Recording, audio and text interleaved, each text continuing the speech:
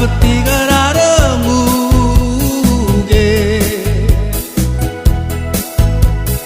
guk maurenga adidi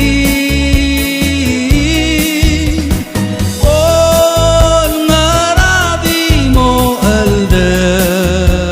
ule lo mol maulule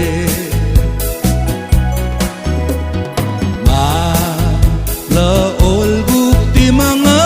widara Lemu selbuk pola kabasange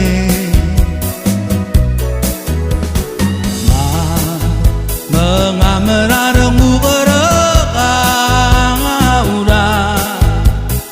lamang tela silseka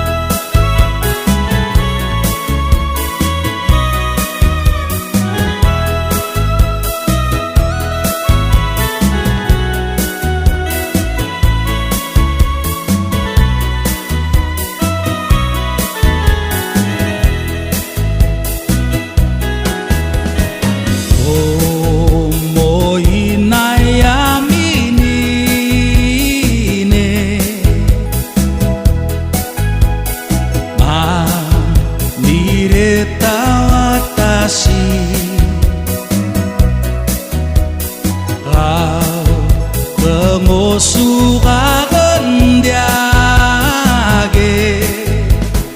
om abura ebula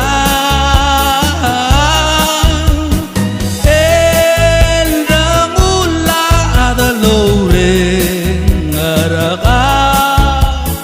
mek manjogi kiwale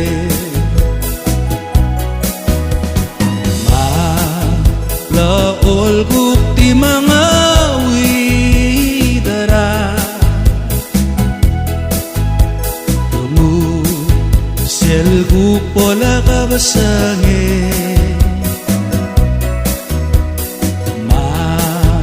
mga merarang ukara kaura lamang tela silseka